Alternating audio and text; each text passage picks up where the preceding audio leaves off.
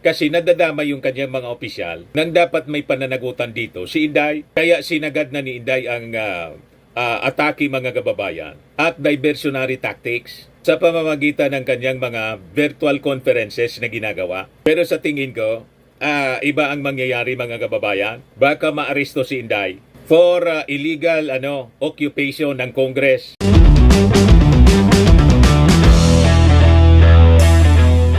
Ito naman po yung bago naming product na binibenta online. iGlow Serum Whitening po siya. Tingnan ninyo yung epekto sa aking anak na architect before and now. Yung mga inquiries po ninyo, dumiretso na lang kayo sa kanyang Facebook account, Riz Maravillas. So yung Vice Presidente natin mga kababayan, I think she is posing a clear and present danger sa ating Pangulong Bongbong Marcos. Open threat na po ang ginawa ni Inday sa kanyang virtual press con. Kanina lang po, hindi na yata natutulog si Inday matapos na sugurin po niya yung Congress the other day at nag-overnight sleep. At hanggang ngayon, mga kababayan, nasa Kongreso. Open threat na po ang ginawa ni Inday sa ating Pangulong Bongbong, kay Martin Romualdez at saka kay First Lady Lisa Marcos. Ayan po siya mga kababayan. Nagpaulan siya rito ng pagmumura. Mas matindi pa yung pagmumura niya kaysa sa kanyang tatay. Doble, mga kababayan. Ayan po. Ninyong lahat, hindi pa kayo nakakita ng kalaban na tulad ko. Ganon, mga kababayan, ang pagwawala ni Inday. Nagsiga-siga ng tuluyan. Gustong pasukuin ang lahat. Gustong brasuhin yung Congress, mga kababayan, pati yung ating Pangulong Bongbong. Yan o. Vice President Sara Duterte delivered a skating critique of President Ferdinand Marcos Jr. and key officials in his administration, accusing them of incompetence and corruption. Baliktad po mga kababayan yung mga sinasabi ni Inday. Siya ngayon ang nakasalang sa investigation for corruption and incompetence sa paggamit ng pondo. Tapos siya ngayon ang nag-aakusa sa ating administrasyon of incompetence in corruption. Yung dapat sa kanya po na mga gawain, yon ang ipinagbabato niya sa ating administrasyon na dati niyang ka-unity. Sabi niya po, this country is going to hell. Inulit niya po, because you are led by a person who does not know how to be a president and who is a liar. Ang mga sinungaling po sila. Sabi ko nga po, pati na nga po sa pagkandidato, sa pagkasenador, sabi ni Inday, tatloan niya yung tatakbo na Duterte, si Pulong, si Digong, si Baste, ni isa po wala.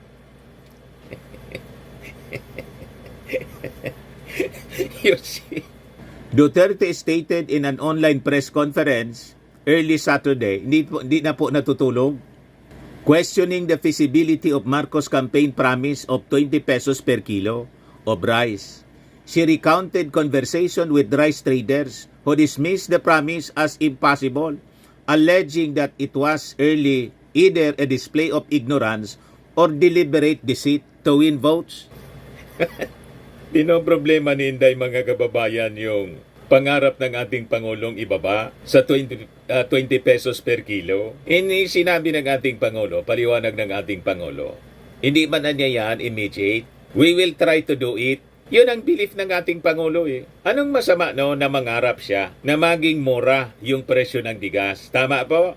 Mangyari baga? O di napakalaking bagay para sa ating mga mamamayang Pilipino. Unang-una, ngayon nga may subsidized tayong rice, 29 pesos per kilo. Directly kasi produced by the farmers, assisted by the government through the National Irrigation Administration. May programa po and direkta po nilang ibebenta. Mula yung sa mga farmers, sila na nila mismo yung magbebenta, hindi na dadaan sa mga traders po. Direkta na sa mga consumer sa market. O di ba napakaganda na programa? 29 pesos. Madaling sabi, madali na pong abutin.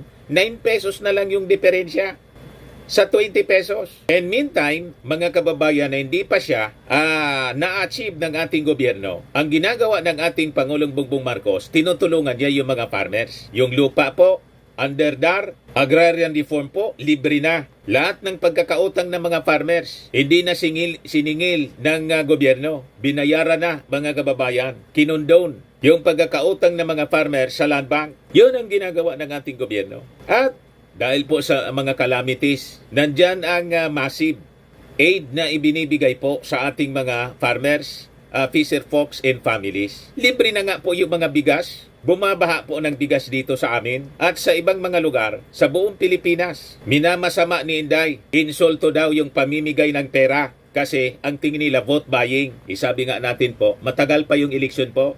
Malabo na vote buying. Na-insecure kasi mga kababayan sila. Yan ang malinaw na katotohanan mga kababayan. So sabi dito, Duterte also claimed that First Lady Lisa Marcos, House Speaker Martin Romualdez and others interfered with funds intended for the DepEd, adding that her office followed written instructions from the First Lady to remit funds to DepEd. She dismissed allegations of misuse, asserting ni wala nga kayong isang proof na confidential funds yan. Anong walang proof na tambak yung prueba mga kababayan? Ang wala po siya, wala siyang prueba, mga kababayan, na totoo yung kanyang pagastos. Kaya kung ano-ano na lang nakalagay sa resibo. Pati po si Mary Grace Piatos, na damay. Tama ba? Walang prueba ng tamang pagastos. Ang prueba na nakalkal ng mga congressmen, irregularity sa paggastos ng pondo. Imagine yung renta lang mga kababayan. 45,000 to 1 million per day. Renta sa safe house. Anong klaseng safe house yan? So sabi pa dyan, the Vice President accused of using public funds for personal gain in circumventing legislative functions. The Vice President accused Romualdez of using public funds for personal gain in circumventing legislative functions. Anong ginagawa ni Martin Romualdez? Nagdidirect ng DSWD, nagbibigay ng ayuda. Sino ba ang presidente dito? Malinaw na silos mga kababayan si Inday sa Speaker of the House. Wala po si President Bongbong Marcos na mapagkatiwalaan na dapat katuwang niya sana. Ikaw sana yung dapat katuwang. Anong ginagawa mo? Inaway mo yung ating Pangulo na hindi ka man inaano dahil lang sa confidential funds. Siyempre si Martin Romualdez, pinsan niya. Yan ang tumutulong sa ngayon sa ating Pangulong Bongbong Marcos. Kasama sa abroad at kasama sa lahat ng pagtulong sa ating mga mamamayan. Minamasama po ninyo. So sabi dyan po, in an explosive remark, Duterte revealed she had prepared for potential threats to her life, saying she instructed a trusted individual to retaliate if she were killed. At hindi po. Kasi gusto daw siyang ipatigi ni Martin Romualdez. Martin Romualdez niya wants me dead. Bakit naman gagawin yun ni Martin Romualdez? Wala mang ganyang records po ang pamilya Romualdez, Marcos Romualdez po. Ang mayroon pong reputasyon na ganyan, alam na ninyo, yung iniimbestiga ng Quadcom. And in fact, yung AJK po, more than 30,000. Pero yung Marcos Romualdez, wala mang ganyang pong records. O ngayon, siya na mismo ang nagsabi. Ayan may inutusan na daw siya, mga kababayan. Yan Duterte revealed she had prepared for potential threats to her life, saying she instructed a trusted individual to retaliate if she were killed. Kapag pinatay ako, patayin mo si BBM, si Lisa Araneta at si Martin Romualdez. No joke, she declared. Kaya sabi ko sa inyo mga kababayan, she is posing a clear and present danger sa buhay ng ating Pangulong Bongbong, ni Lisa at saka ni Martin Romualdez. Yung kanyang kapatid doon sa Nausog Rally po sa Davao, yun ang naging banta po. Itulad sa dating Pangulong, yung tatay ng ating Pangulong BBM na tinanggal sa pwesto, pinatalsik, at saka yung nangyari pong may minensyon siyang leader sa Europe na kinaladkad at pinatay po. Nakalimutan ko na lang yung pangalan. So yun mga kababayan, a clear threat, open threat sa buhay ng ating presidente. So sabi dyan sa balita, the tirade also included accusations of bribery within the House of Representatives and mishandling of DepEd funds, citing billions in misallocated projects allegedly initiated by lawmakers.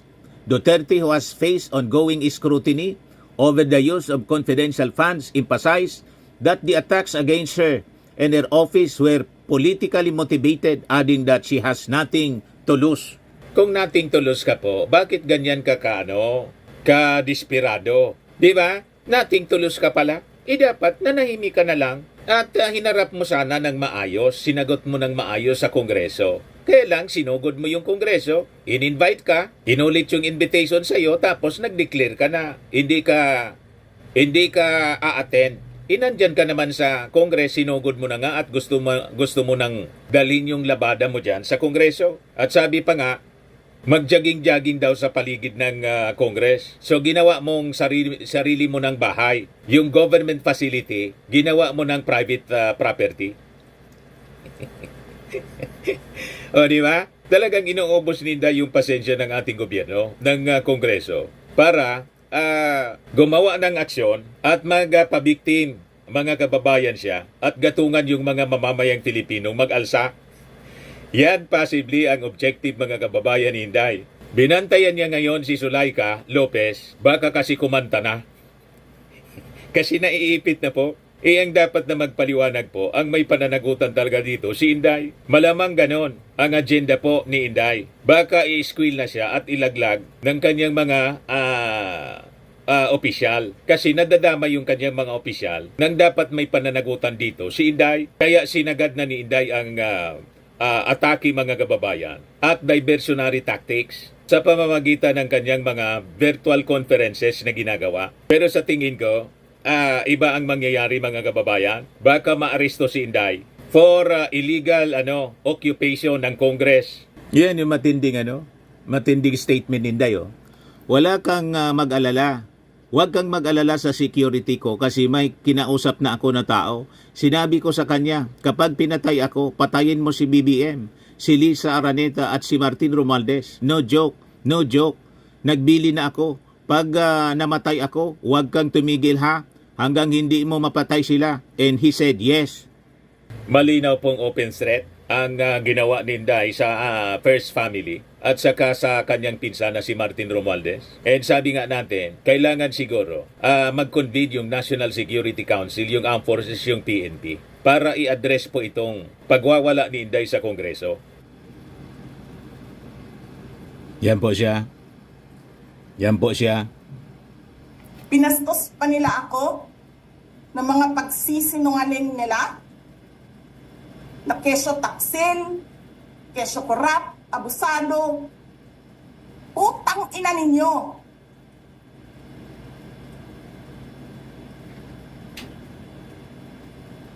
Sino ang korap?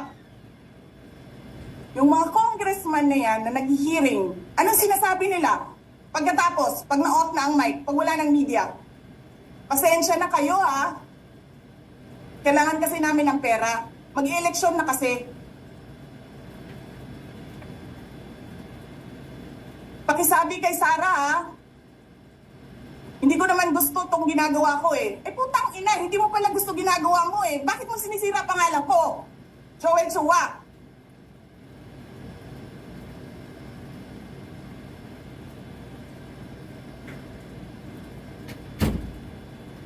Ganyan. Ganyan ang bansa. This country is going to hell because we are led by a person who doesn't know how to be a president and who is a liar. Alam nyo anong pruweba ko na sinungaling siya? Tinanong ko, 2 businessman. Matagal na sa negosyo ng bigas. Because I was concerned. This is a campaign promise. 20 pesos na kilo ng bigas. And so, I really sat down and talked to a businessman. Sabi ko, sabihin mo sa akin kung magagawa ba yung 20 pesos. Sabi niya, hindi. Napaka-imposibleng gawin yan. Nag-alala, ma'am, Ito na po. sa security ko. Kasi may kinausap na ako na tao. Matindi Sinabi to. ko sa kanya, kapag pinatay ako, patayin mo si BBM, si Lisa Araneta, at si Martin Romualdez. No joke. No joke. Nagbilin na ako, ma'am. pag namatay ako, sabi ko, huwag ka tumigil hanggang hindi mo mapatay sila. And then he said yes. So, alam mo ma'am, yan ang lagi kong sinasabi sa Makabayan Block nung mayor pa ako. Ang laban, wala dyan sa EDSA ma'am. Wala dyan sa mga highway. Ang laban ma'am nandun sa loob ng palasyo.